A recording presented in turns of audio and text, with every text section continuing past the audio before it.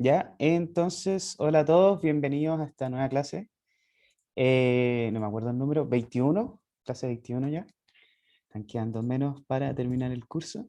Y hoy día vamos a seguir viendo más o menos la misma cosa que vimos la semana pasada, pero ahora de un enfoque totalmente distinto. O sea, vamos de nuevo a tratar de ganar esos milisegundos súper preciados que habíamos estado tratando de hacer la vez pasada, pero ahora con un enfoque más en el paralelismo, ¿ya? Y en otras optimizaciones que se pueden hacer en Python.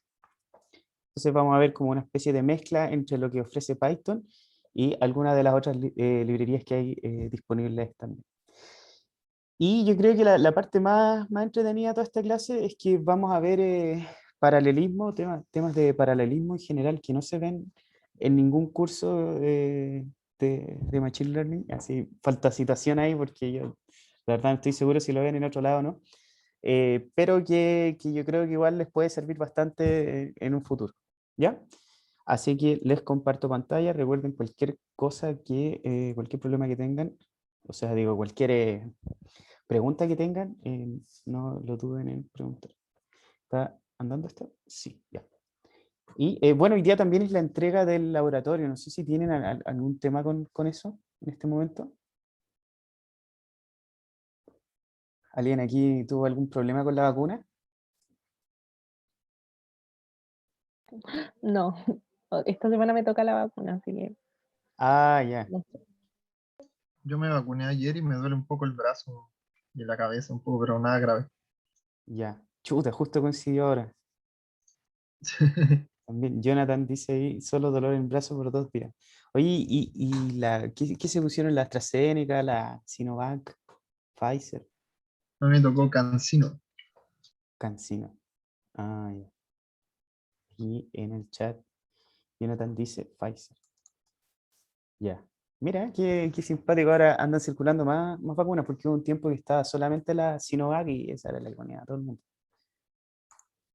Ya, qué bueno. A nosotros parece que nos tocó una selección un poco mejor de vacunas. ¿Ya?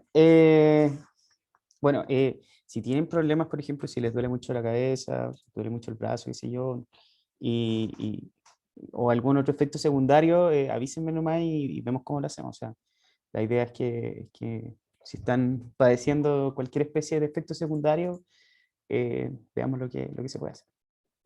Ya, entonces empecemos. Ya, ¿alguien no vino a la clase pasada y que no se acuerde de este cuadrito? O que no lo haya visto, si es que no vino a la clase pasada.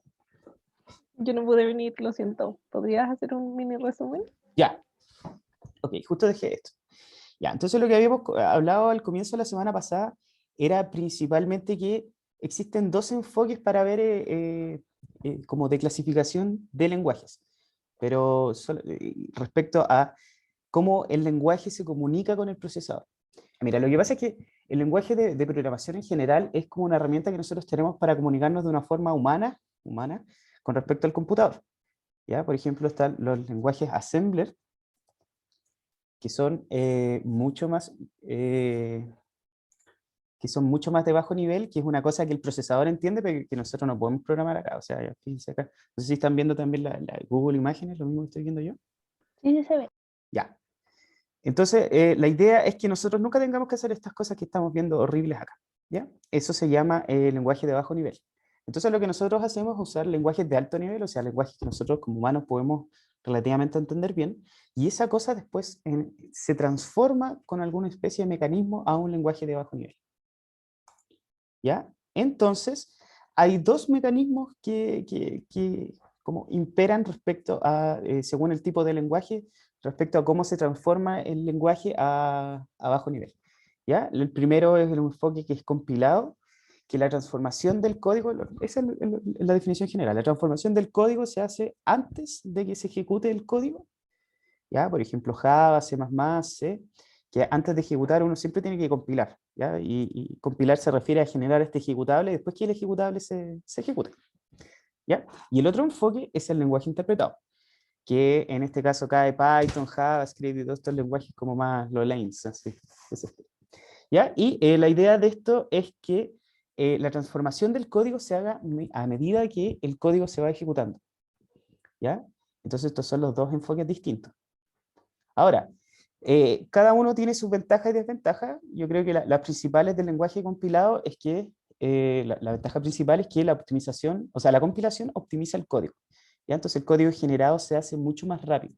En cambio, en el lenguaje interpretado, por ejemplo como Python, no se optimiza el código porque no hay una compilación previa, sino que simplemente a medida que se van viendo las líneas se van transformando a este código máquina. ¿Ya? Y la desventaja es que la compilación toma harto tiempo y en cambio la ejecución de eso es instantánea. ¿Ya? Y otra diferencia grande que hay es que mientras cuando uno compila, se pueden encontrar errores en el código. Eso pasa comúnmente en Java, que no deja hacer absolutamente nada hasta que el código esté totalmente correcto, por lo menos con las definiciones y que no haya ninguna excepción que se pueda como omitir por compilación. Ya, por ejemplo, si estamos recorriendo, no sé, un arreglo que tiene 10 elementos y yo trato de acceder al elemento número 11, en Java eso no me lo va a permitir y va a lanzar un error de compilación. Pero en Python sí me lo va a permitir porque el error va a ejecutarse, o sea, va a salir cuando esté en el tiempo de ejecución, que es el momento en el que se está ejecutando el código. Y entonces, ¿este puede detectar errores en el código antes? Sí. En cambio, estos otros no. Ya, y por último, el último tema es que cuando uno compila, se crean estos ejecutables específicos para cada una de las plataformas. Entonces, si yo compilo un programa de C++ a Windows y lo quiero ejecutar en Linux, no va a funcionar. Y lo mismo al revés. En cambio, en el lenguaje interpretado eso no es mucho problema. ¿Ya? Ahora, Java, por ejemplo, tiene la gracia de que en realidad agrega como una capa intermedia que hace que todos los programas que son de Java puedan ejecutarse a partir de esta capa intermedia que se crea, que después esa es la que se comunica con cada una de las plataformas. Ya al final es como una especie de compilado, interpretado, no sé, una cosa medio. Eso se llama la máquina virtual de Java. Ya, entonces teniendo todo este tipo, esta comparación entre estos dos lenguajes, ¿por qué la estamos viendo de nuevo? Se preguntarán. Y la idea es que, no sé, bueno, que nosotros sabemos que Python es lento para hacer ciertas operaciones, así que la idea es que veamos si se pueden compilar. Eso sería súper interesante, o sea, compilar un código de Python en general de cualquier otro lenguaje interpretado, ¿ya? Y hay como una discusión al respecto de que no, cómo vaya a compilar un programa, o sea, digo, un lenguaje interpretado, si uno es interpretado y el otro es compilado. Y en la práctica no hay ningún problema, ¿ya? O sea, yo puedo hacer intérpretes, por ejemplo, para C, C++, Java. Creo que si uno pone C++, REPL,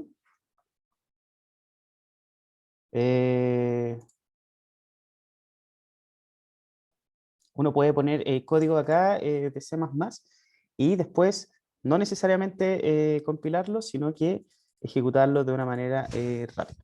¿Ya? Y de la misma forma que uno lo haría interpretado. ¿Ya? Entonces, no es una limitación, es solamente una característica del lenguaje, pero puede usarse en cualquiera de las dos. ¿Ya? Entonces ahora, después de esta pequeña introducción, vamos realmente a lo que nos interesa. Ya la primera parte de la clase va a ser compiladores para código interpretado. Y después vamos a ver paralelismo y nos vamos a olvidar de todo lo que hemos hablado recientemente. Ya, entonces este proyecto que se llama Numba es una librería aparte de Python, ¿ya? Y la idea de esta librería es que analice y compile funciones de Python, ¿ya? Compila a un ejecutable en particular. La gracia de estos ejecutables es que son mucho más rápidos que las funciones interpretadas en Python. ¿Ya? Entonces, aquí está como un poquito más la explicación. Puede usar una máquina virtual de bajo nivel que se llama LLVM. Ya, pero en general, si no están tan interesados en esto, yo creo que es un poquito irrelevante. La única particularidad que nos interesa saber es cómo se hace esto, ¿cierto? Y la idea es que ustedes usen este decorador @hit, ¿ya? Que significa just in time. Al final lo que hace es esto, compila justo tiempo en el sentido de que justo en el momento que se está ejecutando compila, ¿ya? Por eso se llama just in time, ¿ya? Y entonces esto se agrega sobre las funciones que uno quiere compilar. Entonces, para mostrar el rendimiento de esta librería, el ejemplo que dan ellos es calcular el valor de pi usando un método de Monte Carlo. ¿Ya? En resumidas cuentas, imagínense que nosotros tenemos una tabla de este porte y dibujamos un círculo ahí. ¿Ya? Entonces empezamos a lanzar, qué sé yo, monedas, canicas, lo que sea, y contamos la cantidad de monedas que caen dentro del círculo que dibujamos, y contamos la cantidad de monedas que caen fuera del círculo que dibujamos. Ahora, ¿cuál es la gracia? Que nosotros vamos a interpretar que la cantidad de monedas que caen adentro o caen afuera es aproximadamente el área de tanto del círculo como del cuadrado. Entonces, ¿qué hacemos? Hacemos una relación súper simple. El área del círculo, que es pi r cuadrado, dividido en el área al cuadrado, que es 2r, ¿ya? O sea, por ejemplo, si el círculo tiene radio r, de aquí hasta acá es r, entonces el lado del cuadrado va a ser 2r. Entonces, por eso es 2r al cuadrado. Ya, finalmente lo que queda es que para que nosotros podamos aproximar pi de esta forma probabilística, vamos a tener que va a ser la proporción entre los puntos que hay dentro del círculo con respecto a los puntos que hay en el cuadrado por 4. ¿Ya? Y eso después se puede llevar a una de estas, a la ecuación de la circunferencia, y uno puede decir los que están adentro con respecto a los que están afuera, pero en general anda, es relativamente bien, y no va a ser tan interesante el método, sino que va a ser más interesante la interpretación que nosotros le vamos a dar a esto. ¿Ya? Entonces, la primera va a ser simplemente hacer el método de Monte Carlo con Python. ¿Ya? Entonces lo que vamos a hacer, vamos a generar, vamos a estar generando, bueno, le vamos a dar una cantidad de veces que va a generar monedas, ¿ya? Digamos que son monedas, entonces bueno, vamos a darle una cantidad de veces que van a generar monedas, y por cada moneda va a generar una coordenada aleatoria. Entonces después va a comprobar si esto cae dentro o fuera del círculo, y después va a ir acumulando en el caso que caigan dentro del círculo. Si caen dentro del círculo, se aumenta esta variable acá, y después hacemos lo que habíamos visto acá. Entonces retornamos 4 veces por la cantidad de, 4 veces, sí, ¿cierto? Por la cantidad de veces que la moneda cayó dentro del círculo con respecto a la cantidad de veces que nosotros lanzamos una moneda, ya que esos serían todos los otros puntos que caían dentro del cuadro. Entonces, ejecutamos. Ya fíjense que ¿cuánto tenemos aquí? 100.000, no da algo tan bueno, o sea, podría ser mejor, ¿ya? Si le agregamos un 0 más, ahí ya empieza a aparecerse, y si le agregamos otro 0, creo que ahí como que me explota el computador. No, funcionó bastante bien. Ya, pero no le vamos a agregar más 0. Entonces, ahora lo que vamos a hacer, vamos a medir cuánto tiempo se demora esto para tener como comparación. Acuérdense que al final lo que estamos haciendo es un benchmarking, ¿ya? Ya, el benchmarking es como el baseline que habíamos ocupado en algún momento. O sea, en otras palabras, nosotros definimos un método base y después lo queremos ir mejorando, ¿ya? ¿Y cómo lo comparamos? Medimos, por ejemplo, el tiempo de ejecución con esta función timeIt. ¿Ya? Eso era lo que habíamos visto en la clase pasada. Entonces hacemos un benchmark súper simple con una función hecha en Python, y ahora lo vamos a mejorar. Entonces, ¿cuál va a ser la primera mejora que vamos a hacer para medir el tiempo? Con NumPy. ¿Ya? Eso lo obvio, lo que hemos estado viendo todo este tiempo hasta el momento. Veamos qué es lo que pasa. Entonces va a ser más o menos lo mismo, pero aquí se va a hacer todo de forma vectorial. O sea, vamos a generar, no sé, un arreglo aleatorio con una cierta cantidad de monedas, porque al final estamos hablando de moneda. Después vamos a ver si está dentro del círculo, y después vamos a hacer la misma operación. Ya fíjense que aquí ya decidimos no usar for, sino que derechamente son las propiedades de, digo, las operaciones que nos da NumPy. ¿Ya? Entonces ejecutamos esto. ¿Ya? Y ahora nos da 2,84 milisegundos. ¿Cuánto nos dio antes? 42. O sea, fíjense, esta cosa es pero extremadamente mucho más rápido que Python con respecto a NumPy, ¿ya? O sea, NumPy con respecto a Python, ¿ya? 14 veces más rápida. Una brutalidad. Ahora veamos qué es lo que pasa con Numba, que era la librería que nosotros estábamos comentando recién que compila. Entonces, fíjense acá la notación. Me acabo de dar cuenta que está un poquito chico el texto. Ahí sí. Entonces, fíjense la notación acá.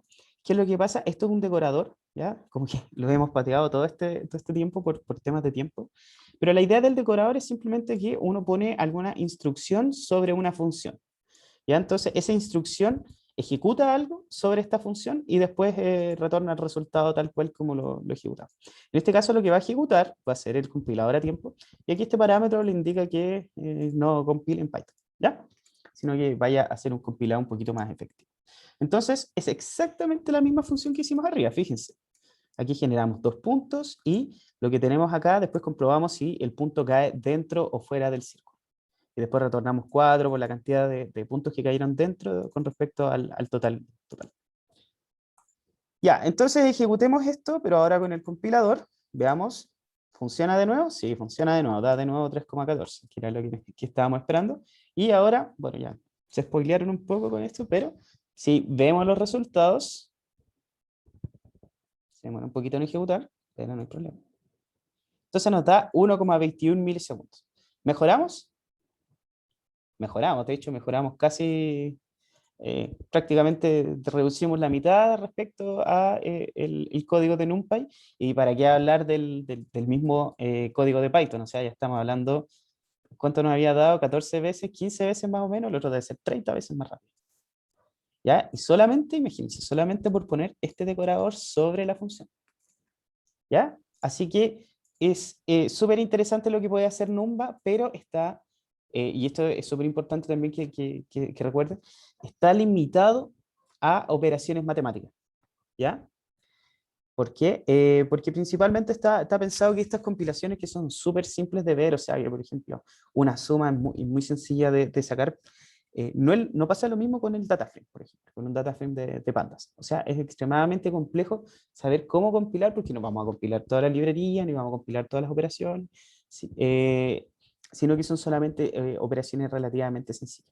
¿Ya? Entonces no funciona con pandas y ninguna, en principio con ninguna de las otras librerías un poco más complejas, pero sí funciona con NumPy, y eso es súper bueno, o sea, están pensados para trabajar codo a codo.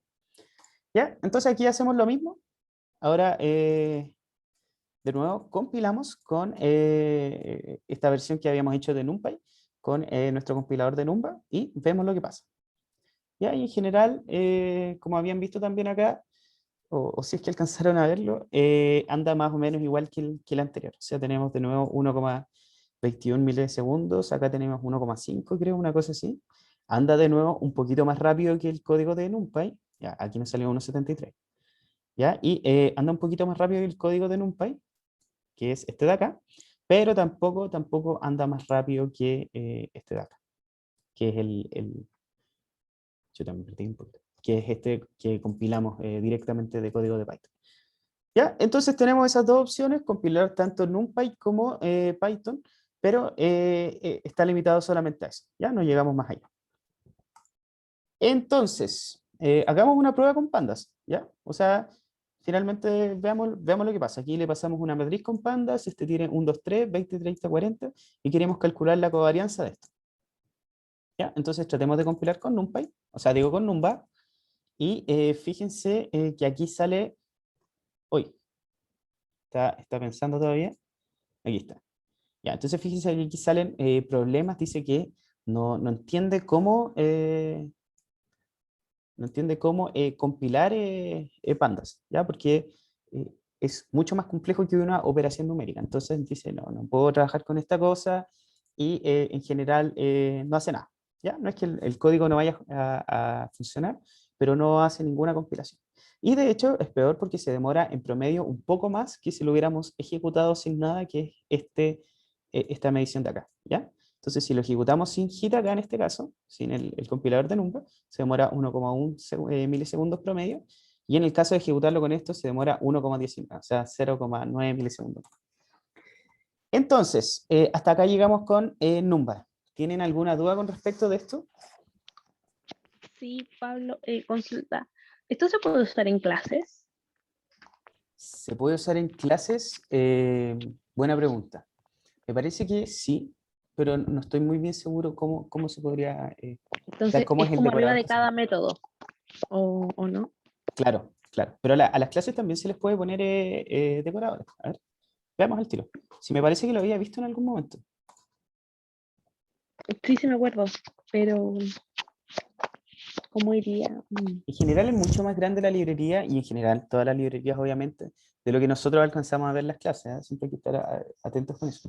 Por ejemplo, de hecho, una de las otras cosas que son simpáticas que hace esto es que vectoriza las operaciones de una función cualquiera y las transforma a una especie de operaciones optimizadas de NumPy. ¿Ya? O sea, por ejemplo, si yo quiero calcular 5 veces el coseno de x, dice, esa operación se va a ejecutar elemento a elemento, yo puedo compilar esa función y después puedo ejecutarla sobre un arreglo de NumPy y definitivamente va a ir más rápido. ¿Ya? También es otra de las gracias que puede hacer esto. Veamos en qué parte están las clases. Aquí está lo que les digo, las de NumPy. Y, aquí está, justo abajo. Ya. Entonces aquí tendríamos las clases. Ya, ahora lo interesante de las clases es que quedarían tan rápidas como clases de C o de C++, dependiendo, o sea, ¿no? En general de C, que en la práctica más o menos ¿ya? Entonces, esto definitivamente andaría mucho más rápido en el caso de que tuviéramos que usar objetos compilados con NumPy. ¿Ya? Dice que es experimental. Buenísima, gracias. Ya, de nada. ¿Más preguntas con respecto a esto?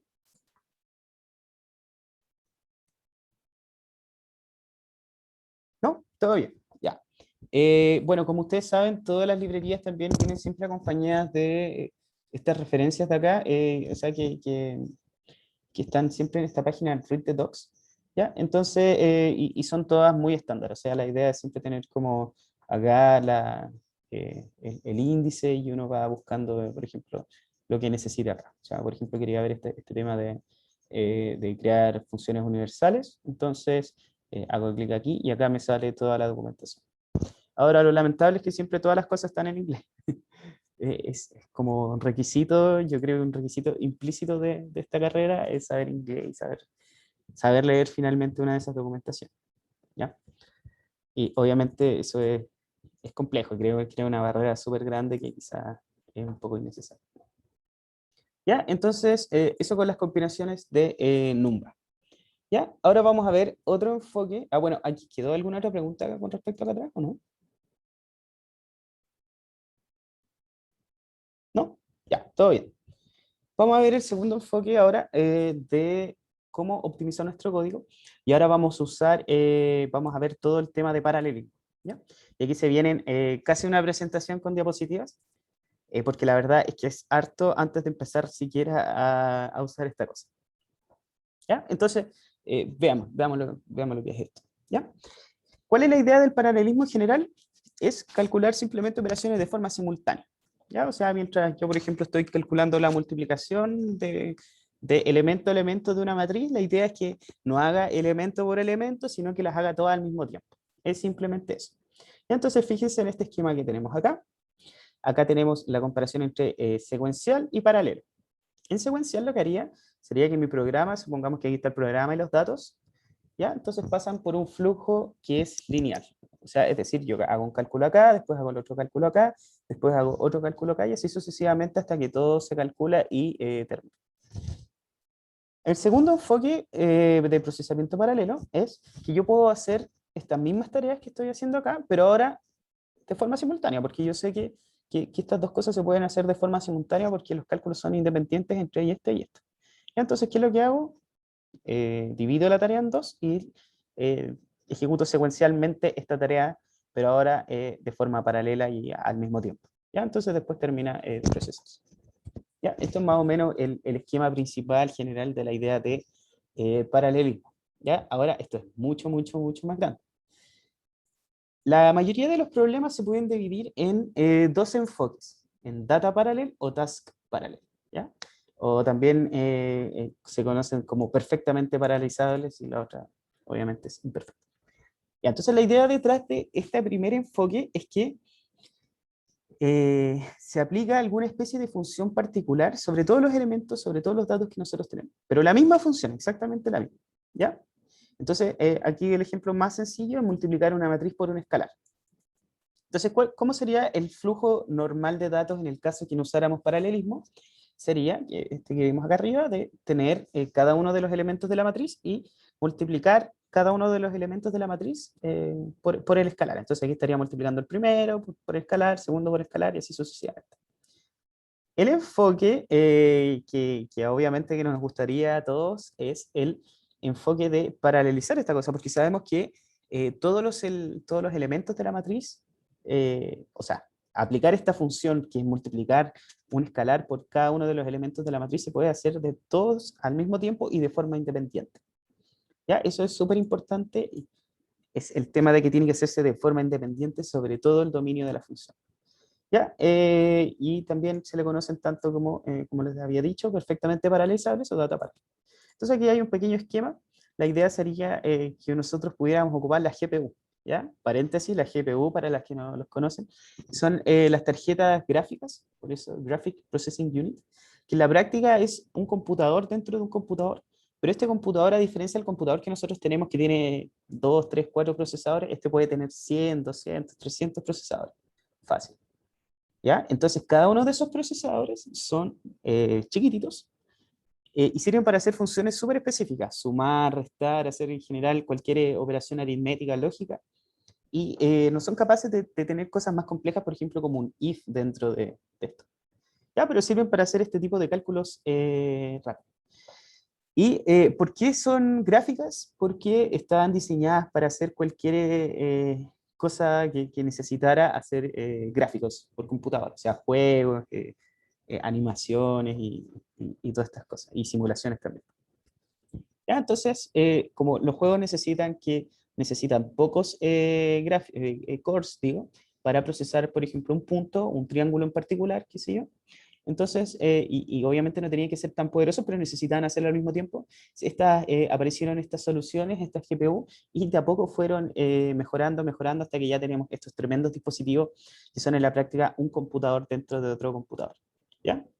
Ahora, bueno, y la última novedad es el tema de las criptomonedas. O sea, se dieron cuenta que, en general, se dieron cuenta que usar esta GPU exclusivamente para renderizar gráficos está bueno, ¿ya? De hecho, contribuyó con el desarrollo de la GPU, pero también era interesante que podemos usar esto para cualquier otro tipo de operaciones matemáticas que requieren paralelismo, ¿ya? Y ahí aparecieron también los criptoquesitos, como también aparecieron la otra interesante de este curso, que sería lo que vamos a ver en las próximas clases de redes neuronales. Ya que las redes neuronales en la práctica es exactamente esta misma cosa. ¿Sí? Ya, claro, malditos mineros, sí, o sea, yo hace tiempo que estoy dándole vuelta a encontrar una GPU buena y no queda en ninguna parte y están súper caras por su culpa. Y ahora, como dato freak, el otro día había visto una noticia que decía que hay un tipo de minería que ahora se van a hacer con los discos duros. Así que aprovechen de comprar discos duros antes que se empiecen a acabar con estas gracias. ¿Ya? Y bueno, y otro dato freak, la minería de Bitcoin solamente, como comparado con respecto a la electricidad que ocupa, porque obviamente ocupar esta multicores definitivamente no es barato. Creo que los SSD, aquí pregunta si son los HDD o SSD, son los SSD. ¿Ya? Aquí está. Ah, claro, no es económico ocupar todos los cores al mismo tiempo, entonces la minería de bitcoins creo que es como si fuera un país, sería como el 10º país en el mundo que más electricidad gasta. ¿Ya? O sea, yo estoy seguro que eventualmente nos vamos a extinguir por esta cosa de los bitcoins. ¿Ya? Entonces sigamos, retomemos la clase ahora sí, con todas esas vueltas. Y finalmente es eso, ¿ya? Entonces imagínense una matriz, y a esa matriz le aplicamos una operación punto a punto, y esa cosa se puede paralelizar súper rápido porque son operaciones súper sencillas. Siguiente problema, las task parallel. ¿Ya? Este es el caso en el que nosotros tenemos operaciones que son tan complejas, que tienen if, que tienen for dentro, que tienen una montonera de suboperaciones, que finalmente nosotros no podemos paralelizarlas en estos procesadores chiquititos, como por ejemplo los de la GPU. ¿Ya? Y en este caso, finalmente lo que hay que hacer es computar todo de forma separada, ¿ya? Pero no de forma no tan eficiente. Entonces aquí hay un pequeño dibujo que muestra cómo se supone que sería la cosa. Y fíjense que ahora los tasks parallel, como ya no pueden ser paralelizados tan sencillo, ahora tienen que iniciar procesos de forma distinta. ¿Ya? Entonces fíjense, acá cada uno de estos es un proceso en particular, este es otro y este es otro, y cada uno cuenta tanto con su memoria como su procesador en particular asignado. ¿Ya? Y aquí está la memoria compartida, que vamos a hablar un poquito más.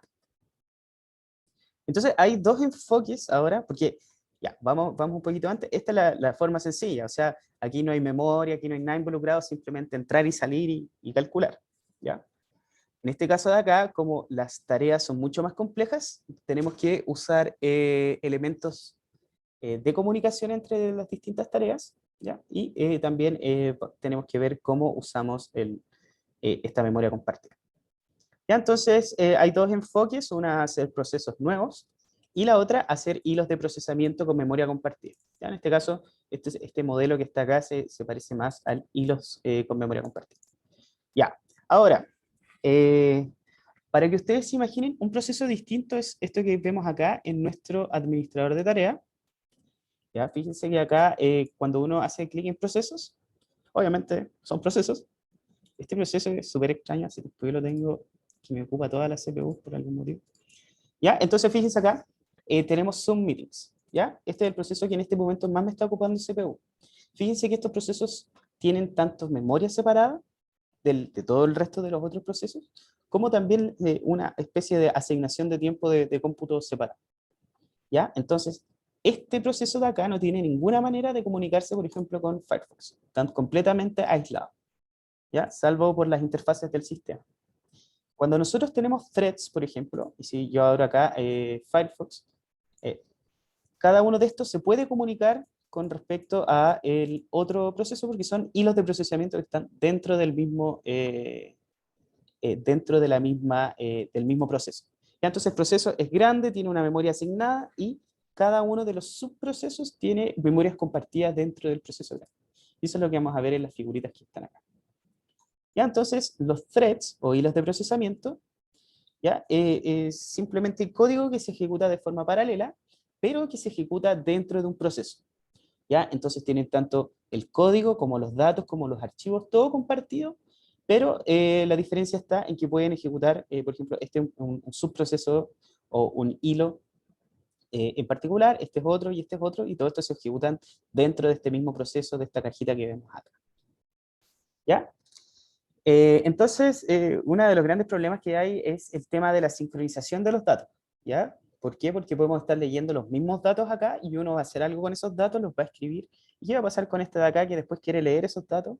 Si los lee antes o después, va a ser distinto el estado que va a tener, ¿ya? Entonces, esos son problemas de sincronización que también vamos a ver un poquito más adelante. Esta clase tiene como mucho adelanto en las secciones anteriores, ¿ya? Entonces, esa es la idea con los hilos.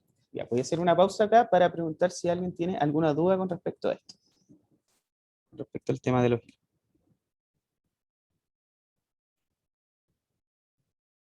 ¿No? ¿Se habían preguntado alguna vez qué significaban estas cosas de los procesos acá en el administrador de tareas? Ahí no lo entendí tanto, Pablo, como, claro, dentro de, por ejemplo, Zoom tienes como dos pestañas y esos corren a la vez. Es como eso, ¿no? Claro, Y pueden acceder como a los mismos datos de Zoom. claro, claro, Bueno, a los mismos datos. Ya. En general, esto igual son subprocesos. ¿Ya? O sea, esto era un poquito más la idea del ejemplo. ¿Ya? Un subproceso igual es como un proceso que se ejecuta bajo un gran proceso. Bueno, en fin, son distintas divisiones.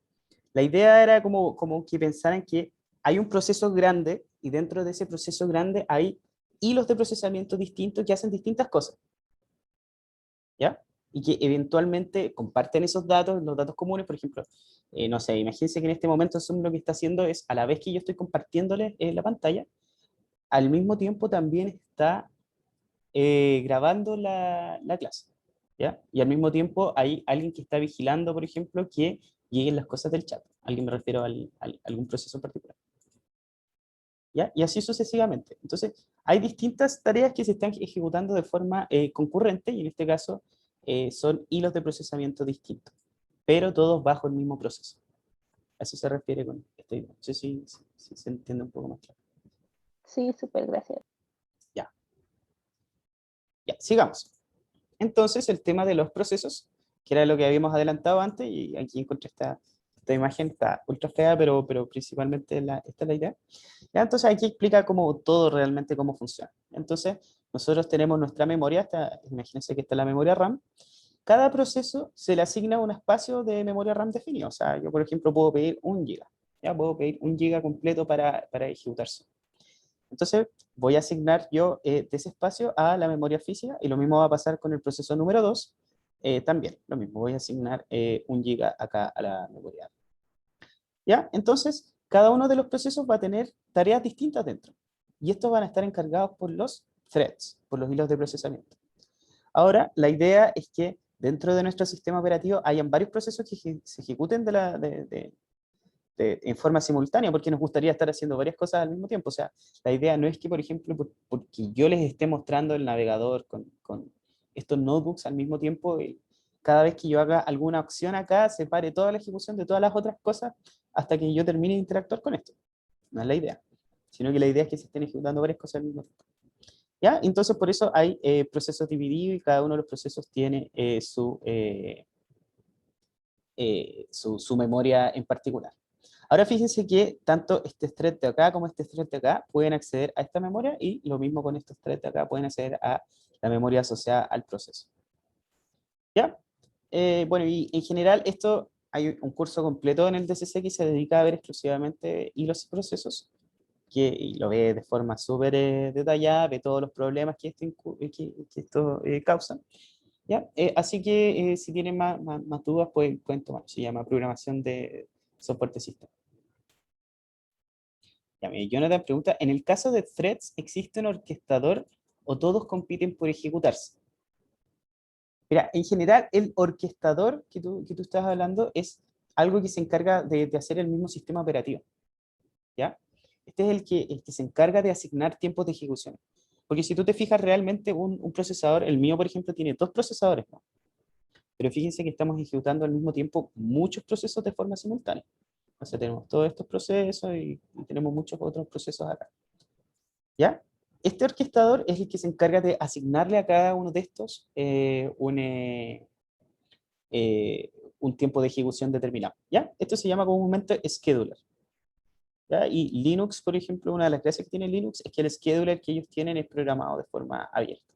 O sea, nosotros sabemos por qué se ejecuta cada uno de los programas. Ya, de nada.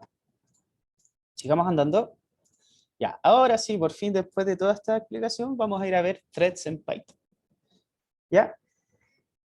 Mala noticia, como que Python por sí solo no admite threads, ¿ya? Porque el intérprete bloquea cualquier especie de que nosotros hagamos alguna especie de paralelismo, ¿ya? Pero uno puede importar la librería multiprocessing, que hace algo como un poquito más, como que trata de simular esta idea de los multiprocesos, ¿ya? O sea, perdón, de los hilos de ejecución. Ya, entonces, ¿qué es lo que vamos a hacer aquí? Vamos a hacer un ejemplo súper sencillo. Vamos a definir una clase. Ya, fíjense que esta clase extiende proceso, o sea, es decir, de multiproceso importamos un proceso distinto. ¿Ya? ¿Y qué es lo que va a hacer esta clase? ¿Ya? Esta clase va a tomar un número cualquiera, por ejemplo, va a tomar 5, y después cuando se ejecute, porque tiene que definir este método run, cuando se ejecute esta clase, ¿qué es lo que va a hacer? Va a imprimir algo, va a imprimir el número y después va a decir me voy a ir a dormir. ¿Ya? Se va a dormir 10 segundos y después va a despertar. ¿Ya? Comúnmente eso es lo que hacen, dormir y despertar, para sincronizarse entre ellos. ¿Ya? Entonces, ¿qué es lo que vamos a hacer? Vamos a ejecutar esta clase de proceso con 5, con el número 5. Entonces, vamos a ver lo que pasa. ¿Ya? Entonces, fíjense, un proceso independiente dijo que su número 5, se fue a dormir y ahora ya despertó. Fíjense de nuevo acá. B se fue a dormir. Se fue a dormir 3 segundos. Perdón. Ahora sí. Ya, este se va a dormir 10 segundos. Ya, ahora, nosotros estamos ejecutando un proceso totalmente independiente y se supone que debería estar como reflejado acá en esto que estamos viendo acá de Python. No sé en qué parte está. No podemos verlo porque está dentro de la memoria virtual. Ya, pero debería poder verse reflejado en alguna parte. ¿Ya? Como es paralelo al mismo tiempo de lo que estamos ejecutando nosotros, también podríamos hacer otra acción, ¿cierto? La idea sería que mientras dejamos haciendo una cosa podamos seguir avanzando. O sea, sí, es finalmente el mismo gráfico que vimos acá arriba. Dejamos haciendo algo por este lado y acá seguimos ejecutando. Comprobémoslo. Hagamos algo. Entonces vamos a ejecutar de nuevo esta cosa. ¿Ya? Va a imprimir mi número 5 y se va a ir a dormir 10 segundos. Y fíjense que mientras duerme esos 10 segundos, yo puedo imprimir esta parte de abajo. La puedo volver a imprimir y la puedo imprimir, imprimir, y todavía no se despierta. Yo puedo seguir ejecutando cosas. Y ahí recién despertó. Fíjense. Entonces la idea es que no se bloquee mi ejecución porque este proceso está andando, sino que yo pueda seguir haciendo cosas al mismo tiempo. ¿Ya? Entonces, ¿se entiende? ¿Se entiende con este ejemplo? Entonces, solo importando esta librería, ¿podría correr 2 celdas a la vez? ¿Algo así? Claro, eso es lo que estábamos haciendo. Pero, por ejemplo, Brígido. acá, sí, sí. Y de hecho después vamos a ver más utilidad. Mira, entonces vamos a hacer un range de i hasta el 10, vamos a imprimir hasta el 100. Hasta el 100. Entonces ahí se van a imprimir 100. Entonces vamos, está ejecutándose esto y mientras tanto ejecutemos. Fíjense que ahí se ejecutó completamente. Y después esta sigue andando y debería despertarse en cualquier momento. Ahí está. ¿Ya? Entonces, esa es la idea principal. Ahora, obviamente, este run de acá, la idea es que haga alguna cosa más útil, que simplemente irse a dormir y después despertar. ¿Ya? Entonces, bueno, ahí después ustedes pueden complejizar la operación que hagan acá. ¿Ya? Sí, muchas gracias por esta cosa que estás diciendo aquí, Jonathan. Ya, comúnmente uno lo que quiere es terminar el proceso eventualmente, y esto se hace con .join. ¿Ya? Entonces nosotros iniciamos el proceso y después hacemos un join para terminarlo. ¿Ya? En general acá, sí, no estoy muy seguro en este momento, pero como yo ejecuté varias veces esto sin hacerle el join, este proceso queda colgando y eventualmente se va a morir. ¿Ya? Quizás cuando se apague el computador. No, pero creo que igual de todas maneras. Entonces aquí tenemos el proceso independiente, ¿ya? ¿Y qué es lo que va a pasar? Que aquí voy a tener que esperar. ¿Por qué? Porque este join de acá lo que hace es decir, no ejecutes nada hasta que se termine de ejecutar el proceso. ¿Ya? Entonces fíjense, se va a dormir 10 segundos y si fuera paralelo podría haber impreso esto, pero como no es paralelo, voy a tener que esperar. Y ahí dormí y después dice, aquí tuve que esperar con una carita triste.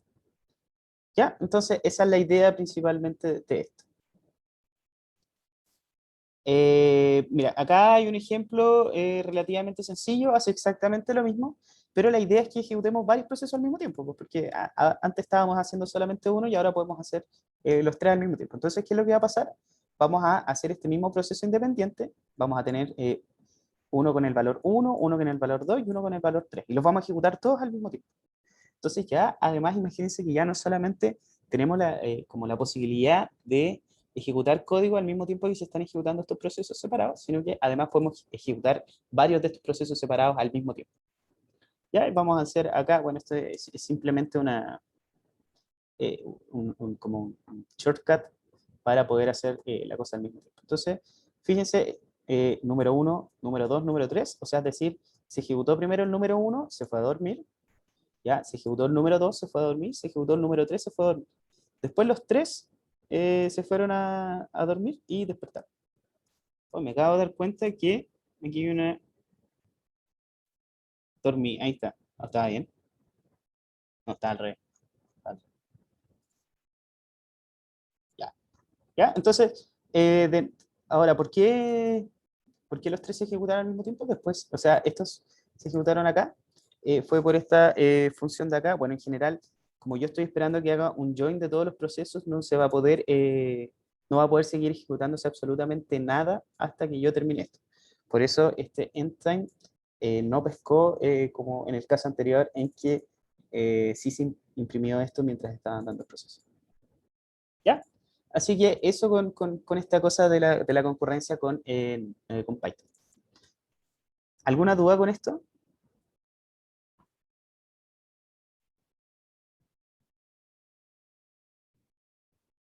¿Ya? Hay unas pequeñas cosas que son interesantes decir, es que no es porque los tres se ejecutan como de forma secuencial, no necesariamente las acciones que ocurran dentro de estas cosas van a ocurrir de forma secuencial.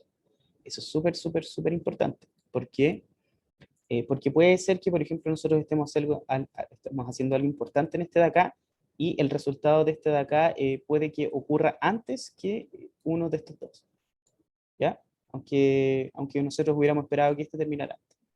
Entonces, hay que tener mucho, mucho, mucho cuidado con eso, porque la sincronía funciona de forma muy distinta a como nosotros estamos siempre acostumbrados a programar. Ya, el siguiente submódulo que vamos a ver de multiprocessing es pool. ¿Qué es lo que hace pool? Es simplemente el map que vimos anteriormente, pero la gracia es que ahora este map se va a ejecutar de forma concurrente. ¿Ya?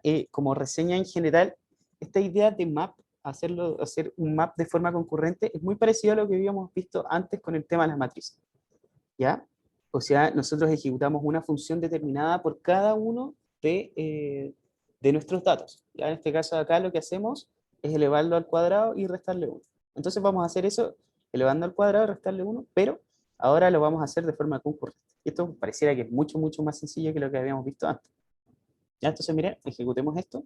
Y bueno, obviamente no notamos que haya pasado mucho tiempo entre secuencial y paralelo, pero funcionó relativamente bien. ¿Ya?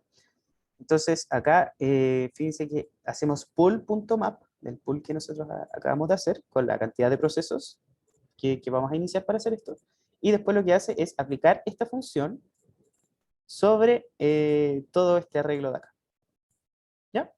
Es simplemente eso.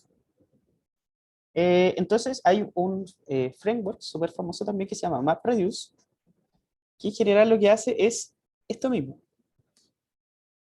¿Ya? Estamos sacando imágenes de Google acá porque en general esta clase parece que es gigantesca y hay mucho, mucho para contar. ¿Ya? Entonces, esa es la razón principal. ¿Ya? Pero el MapReduce es justamente lo que hemos visto. Entonces tenemos datos, por ejemplo, tenemos un bloque acá de datos y aplicamos una función sobre estos datos. Después aplicamos otra función, la misma función sobre datos distintos, pero hacemos todo esto de forma concurrente. Y después el reduce es también lo mismo que hemos visto en clases, que combina de alguna u otra forma todos los datos, o sea, los resultados de estos datos que estaban acá. ¿Ya? Entonces, es simplemente ese es el framework. Ahora, la gracia de este framework es que es súper, súper bueno para paralizar cosas, ¿ya? Porque finalmente vamos a aplicar una función individual por cada uno de los elementos y después los vamos a combinar según lo que diga este reducer. ¿Ya? Aquí se puede ordenar, desordenar, en fin. Y este combinador es importante. Y entonces, este framework es como súper conocido. Hay una herramienta que se llama Hadoop, ¿ya? En el que aplican intensivamente esto de MapReduce, y la idea es que se haga sobre un sistema de archivos distribuido, o sea, es decir, teniendo estos grandes clusters de discos duros, por ejemplo.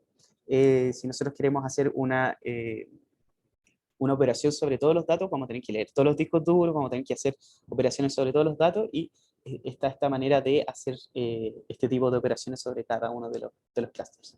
¿Ya? Usando simplemente esta idea de que primero aplicamos una función sobre los datos y después de alguna manera los reducimos en algún resultado particular.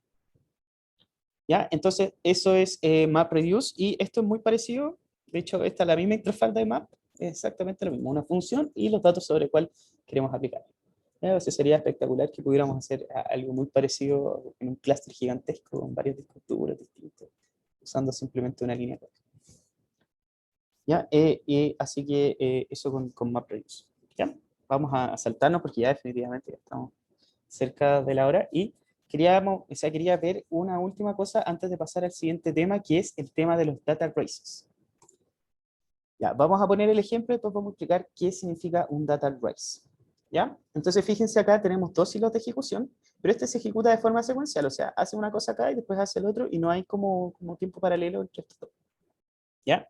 Entonces lo que primero hace, ya tenemos un valor inicial 0, entonces lee el valor, aumenta en 1 el valor y después lo escribe.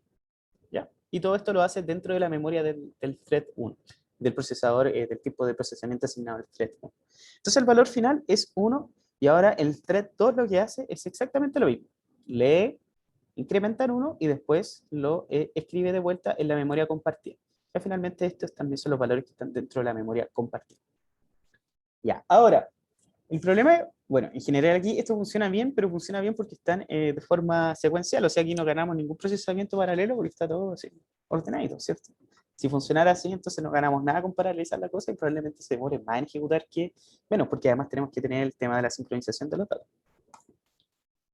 Ahora, el problema viene cuando las cosas se hacen paralelas, que es como nos gustaría hacer. Entonces, fíjense, ¿qué es lo que hace este hilo de procesamiento 1? Lee el valor principal, 0, y el hilo 2, en el siguiente paso, también lo lee, 0.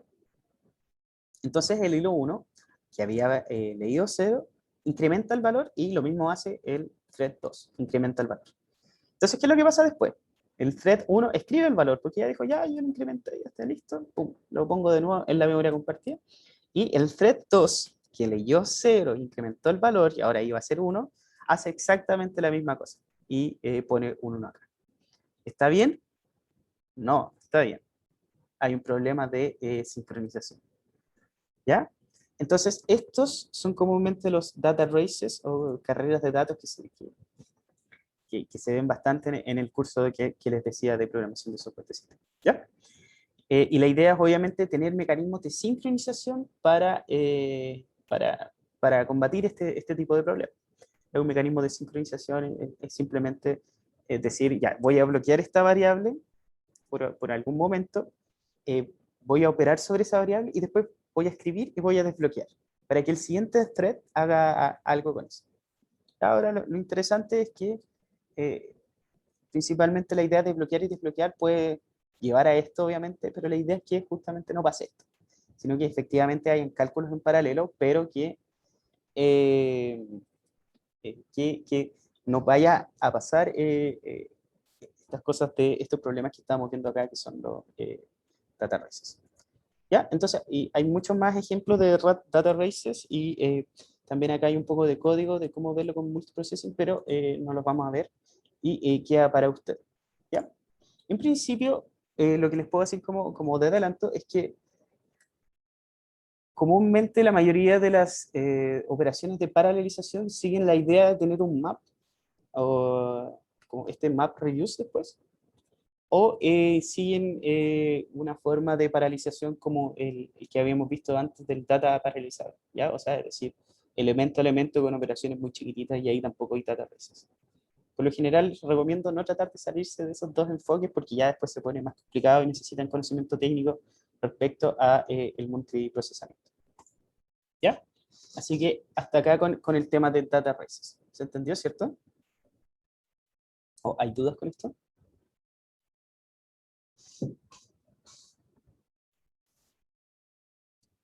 ¿No? Seguimos entonces. Ah, en el chat, ¿algo? Ya, muchas gracias. Y me decía Jonathan que no. Vamos a seguir, vamos a avanzar. Esto después lo pueden ver ustedes, pero aquí se define un mecanismo súper simple para bloquear y desbloquear una variable en el momento que se están leyendo. ¿Ya? Ahora, ¿se habían encontrado fácil las cosas, este tema de pool de antes? Hay una librería que yo encuentro que lo hace mucho más sencillo todavía, que es joblib. Ya en general, joblib tiene dos funciones principales, que es que los resultados que se ejecutan en procesos se puedan guardar en disco para que después yo pueda acceder a eso, ¿ya? Y en general también se puede guardar cualquier tipo de objeto de Python con joblib en disco. De hecho, scikit se basa en eso, se basa en guardar todos sus clasificadores con joblib, genera un archivo y después ese archivo se puede cargar nuevamente. ¿Ya? Eso es súper práctico. Y la tercera función de joblib, la primera dos eran las que decíamos recién, ya, la tercera función de joblib es facilitar la concurrencia en base a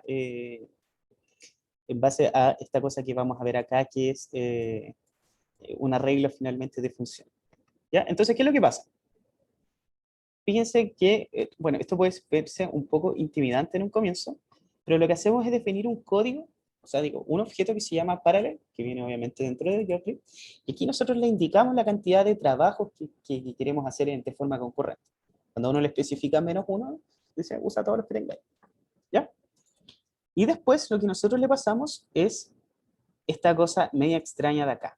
¿Ya? Esto en realidad es una tupla, fíjense acá, vamos a ejecutar esto de acá.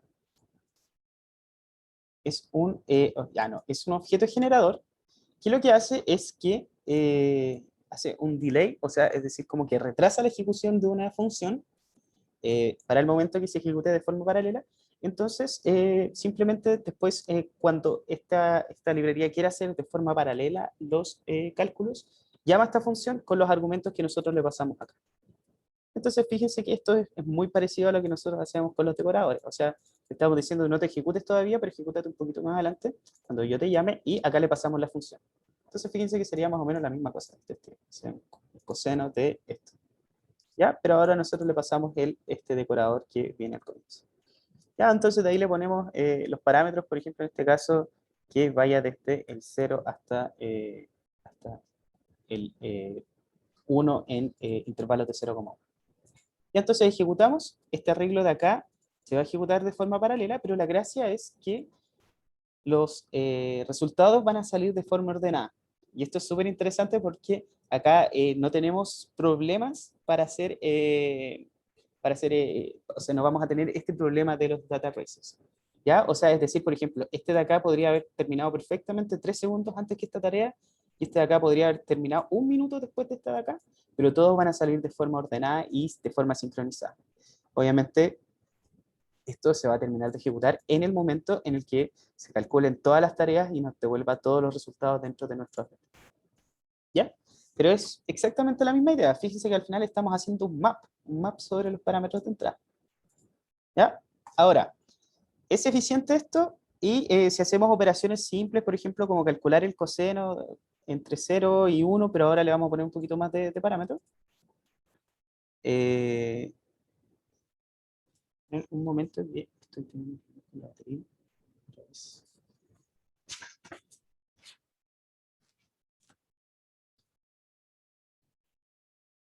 Ya, está todavía ejecutando, así que no se preocupen. Ahí está.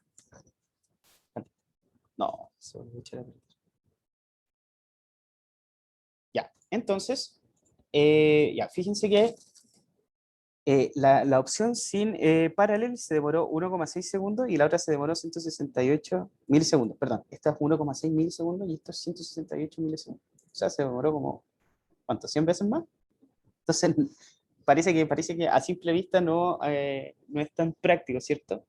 Ahora, yo personalmente lo he ocupado para hacer operaciones que son extremadamente lentas, pero quiero que se hagan de forma paralela. ¿Ya? ¿Cuál es el mejor ejemplo de esto? Leer archivo. Entonces, ¿qué es lo que hay acá? Hay un CSV que se demora obviamente en leer, se demora un tiempo considerable, y lo que hace esta cosa es leer este archivo y parsearlo como, o sea, transformarlo a un data frame. Es simplemente eso. Eso hace esta función. Entonces, veamos cuánto se demora de forma secuencial y cuánto se demora de forma paralela. ¿Ya? Pero si habían alcanzado a ver los resultados acá, se hubieran dado cuenta al tiro que de forma paralela era mucho, mucho más rápido que de forma secuencial. Ya, fíjense. 1,13 segundos con respecto a 440 milisegundos. Y entonces finalmente lo que pasó es que estaba leyendo los archivos de forma simultánea al mismo tiempo. ¿Ya? Entonces, lo que podemos sacar acá es que lanzar procesos paralelos es caro. ¿Ya? Por eso en este caso no era una buena cosa hacer este tipo de paralelismo. ¿Ya? Pero, cuando se lanzan procesos separados para hacer tareas que son muy caras, entonces ahí sí conviene tener este paralelismo que nos da Joplin. ¿Ya? Entonces, eso con Joplin. ¿Y quedó alguna pregunta de esto? Estamos casi terminando la clase. ¿Una pregunta con Joplin? ¿No? Todo bien. ¿Ya? Entonces, lo último que vamos a ver, ya quería ver otra cosa más, pero efectivamente parece que no vamos a alcanzar por el tema de los tiempos, es de procesamiento distribuido. ¿Ya? Y aquí viene la imagen completa de la imagen que habíamos visto de arriba. ¿Qué es lo que pasa? Fíjense. Cuando nosotros tenemos procesamiento paralelo, lo que hacemos es tenemos una máquina con varios cores, por ejemplo, y todo se ejecuta dentro de esa misma máquina. Cuando tenemos procesamiento distribuido, que es esta zona que está acá, tenemos varias máquinas al mismo tiempo que están procesando cosas dentro de su procesador, y estas máquinas obviamente funcionan como entidades aisladas, ¿ya? O sea, la memoria de este no se comunica con la memoria de este ni con la memoria de este, a diferencia del paralelo, en el que sí podía tener memoria compartida. ¿Ya? Entonces aquí tenemos cada una de las máquinas funcionando por sí solas. Esto es lo que se conoce comúnmente como procesamiento distribuido, ¿ya? Ahora, hacer ambientes de laboratorio para probar esto es súper complejo y en general no vamos a ver más allá que esta librería Task que intenta simplificar todo este tema con respecto a las librerías que nosotros ya conocemos, ¿ya? Entonces Task lo que hace simplemente es hacer es como un wrapper, así, o sea, un adaptador de NumPy, de Pandas, de Scikit-learn y de varias librerías más, pero para hacerlo de forma distribuida, que es lo que estamos viendo acá. O sea, distintas máquinas hacen todo de forma distribuida. ¿Cuándo conviene hacerlo? Conviene hacerlo cuando, por ejemplo, lo que les decía con el tema MapReduce, tenemos datasets tan grandes que no caben ni siquiera dentro de los discos duros, sino que hay que tener varios discos duros distintos, con varios procesadores distintos para poder procesar.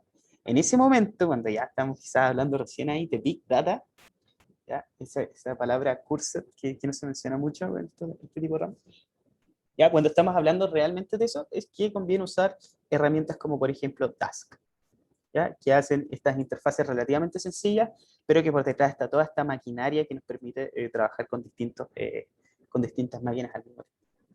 Ya, entonces fíjense, Task Array es lo mismo que NumPy, esto es un data frame y estas son otras herramientas que también podrían ser bastante útiles. Ya como, como un Hadoop, por ejemplo, que se ejecuta en memoria principal, en memoria RAM. Ya, entonces fíjense acá, esto lo que sale acá es principalmente usar Task en vez de Pandas, por ejemplo, y es exactamente la misma interfaz y puede hacer exactamente las mismas cosas, lo mismo con NumPy. Obviamente siempre tiene una especie de limitaciones, pero en general se puede hacer más o menos las mismas cosas. ¿Ya? Ahora, recomendación, si a ustedes les cabe el dataset con el que están trabajando dentro de la memoria, entonces no se compliquen, no usen Task. Usen simplemente Pandas, usen NumPy y usen sus librerías que encuentren como adecuadas para el trabajo que están haciendo. ¿Ya? ¿Por qué? Porque esto puede agregar más complejidad y puede agregar más tiempo de ejecución. Si quieren meterse en el mundo de la computación distribuida, entonces pueden usar Task sin mayor problema. ¿Ya? Así que eso con la clase de hoy día, no sé si, o sea, ya estamos pasados con el tiempo, no sé si quieren ver corrutinas en la práctica, es súper, súper sencillo. La idea, la programación no tanto, o con esto terminamos hoy día.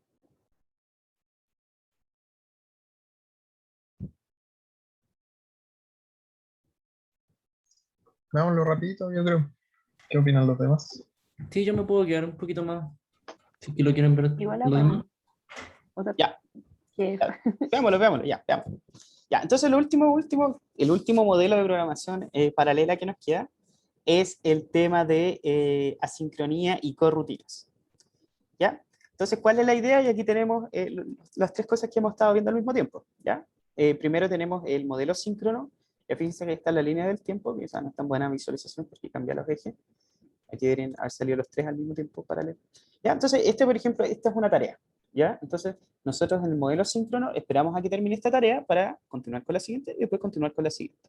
¿Ya? Tarea 1 termina, tarea 2 termina, tarea 3 termina. Cuando nosotros hacemos con hilos o con procesos distintos, lo que podemos hacer acá es ejecutar las tres tareas al mismo tiempo. ¿Ya? O sea, tener aquí la tarea 1, 2 y 3 y se ejecutan todas de forma simultánea. El modelo asíncrono es como algo como distinto a esto, pero es como una combinación entre esto y esto de acá, pero solamente para un hilo de procesamiento. Entonces, ¿qué es lo que pasa? Nosotros ejecutamos la tarea 1, por ejemplo, estamos haciendo un clasificador de imágenes de perritos. Ya queremos que nuestra red neuronal con 500 capas profundas clasifique si la imagen es o no es un perrito. Ya como tiene 500 capas, obviamente se demora 3 segundos en clasificar si una imagen es o no es un perrito. Entonces, ¿qué es lo que pasa? Imagínense yo ahora estoy dentro de una interfaz, ¿ya? Y estoy haciendo cosas dentro de esa interfaz y no quiero que el computador, o sea, que esta interfaz en particular se bloquee por estar esperando esos 3 segundos. Entonces, ¿qué es lo que hago? Pongo en pausa esta tarea. ¿Ya? Entonces, fíjense, acá todavía está haciendo clasificación, pero pongo en pausa. Pongo en pausa en el sentido no de que se va a seguir ejecutando esta cosa, pero de que ahora le voy a poner atención a otra tarea. ¿Ya? Y esta tarea voy a empezar a hacer la tarea 2, que no sé, por ejemplo, actualizar la interfaz. ¿Ya? Entonces, dentro de esta tarea, también, por ejemplo, quizás se demora otro poco y voy a dormir esta tarea y lo que hago es ver de nuevo si la primera tarea, la tarea principal, terminó. ¿Ya? Entonces, ¿terminó clasificar perro? Sí. Ah, qué bueno, entonces ya terminamos esta tarea y ahora seguimos con la que estaba antes. Ya en este caso ahora pasas directamente a la tarea 3.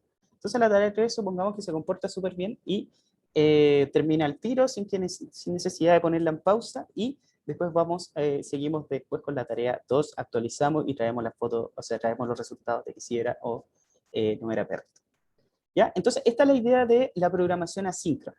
¿Ya? A diferencia de la paralela, la síncrona ocupa solamente un thread, pero lo que hace es esperar, pues, y mientras espera que un resultado termine, sigue ejecutando otra cosa y después va a ver si ese resultado terminó o no terminó, y si termina, sigue con otra cosa, y si no termina, después vuelve a consultar hasta que un thread termine. O sea, perdón, uno de las corrutinas termine. Y de ahí viene también el nombre de las corrutinas. O sea, imagínense, son rutinas, o sea, funciones, por ejemplo, que se ejecutan de forma asíncrona, pero que se ejecutan de forma paralela al mismo tiempo. ¿Ya? Así que esa es la idea principalmente de las corrutinas, y esa es la gran diferencia también entre las corrutinas y los hilos de procesamiento distintos. ¿Ya? La sintaxis básica es esto, y en general yo personalmente la he ocupado para hacer llamadas a un servicio de Amazon que lo que hace es transforma un documento, por ejemplo, a texto. Entonces yo subo, no sé, por ejemplo, un PDF, y la idea es que PDF con escritura a mano, con escáner, no con texto, sino que es finalmente OCR, reconocimiento de los caracteres. Entonces, ¿qué es lo que pasa? De repente este servicio es súper pesado y se demora mucho. Se demora, no sé, unos 30 segundos, y otras veces se demora 4 minutos en entregar esta cosa. Y yo necesito seguir haciendo cosas. Entonces la idea es que no se bloqueen esos 4 minutos que yo estoy esperando desde que el servicio que yo le mando la imagen hasta que me devuelva los resultados, no estar esperando esos 4 minutos y estar ocupándome en nada, sino que poner en pausa eso en el sentido de que voy a decirle, duérmete un rato y después voy a ver si estáis listos. Y en ese momento después sigo ejecutando otra tarea y después vuelvo a retomar esa misma tarea. ¿Ya? Ahora es súper popular, si ustedes, por ejemplo, han programado un Node, Node está basado en esta misma idea de asincronía. ¿Ya? Esto allá se les llama promesas, o también tienen un async await.